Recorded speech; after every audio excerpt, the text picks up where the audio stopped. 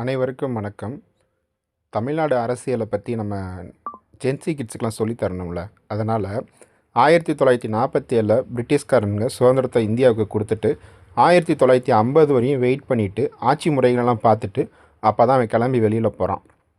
அப்போ என்ன பண்ணுறாங்க, மக்கள் ஒவ்வொரு ஸ்டேட்டாக பிரிச்சுக்கிறாங்க. பிரிக்கிறப்ப தமிழ்நாட்டில் தேர்தல் நடக்கணும் அப்படின்னு நினைக்கிறாங்க. ஆனால் அந்த தேர்தல் மக்கள் மூலியமாக மக்கள் தான் தேர்ந்தெடுக்கணும் அப்படின்னு சொல்ல ஒரு இந்திய அரசியலமைப்பில் போடுறாங்க. அப்போ முதல் தேர்தல் நடக்குது 1952 நடக்குது. அப்போ யார் போட்டிடுறாருன்னா, ராஜாஜி அவர்கள் காங்கிரஸ் கட்சியில் போட்டிடுறாங்க. நம்ம சில கட்சிகள் நீதி கட்சி அந்த கட்சின்னு சொல்லி அவங்களும் எதிர்த்து போட்டிடுறாங்க. அப்போ போட்டிடுறப்ப இந்திய தேசிய காங்கிரஸ் 152 தொகுதிகள் ஜெயிக்கிறாங்க. கிட்டத்தட்ட தமிழ்நாட்டில் எத்தனை தொகுதிகள் இருக்குன்னா 375 தொகுதிகள் அப்போ இருந்துச்சு.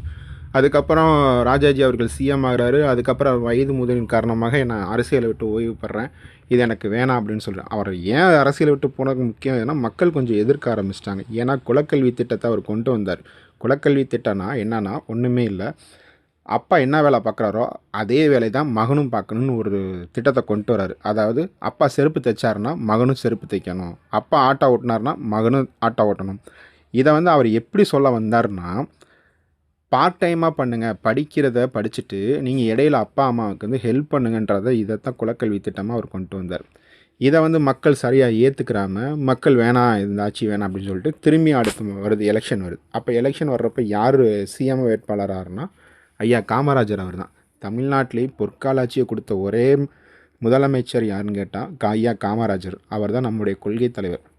இவர் வந்தோன்னே என்ன பண்ணுறாருன்னா, பார்க்குறாரு பள்ளிக்கூடங்கள்லாம் நிறையா இருக்கணும், படிக்கணும் பசங்க அப்படின்னு நம்ம நிறையா தெரியும்.